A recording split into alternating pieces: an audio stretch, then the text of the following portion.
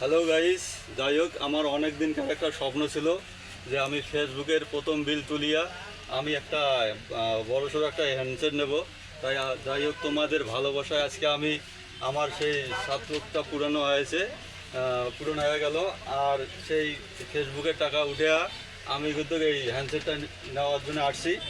এই যে এই হ্যান্ডসেটটা আমি নিলাম। যাই হোক দোকানদার ভাই বলবে কত রেট কি হ্যান্ডসেট উনি বলে দেবে।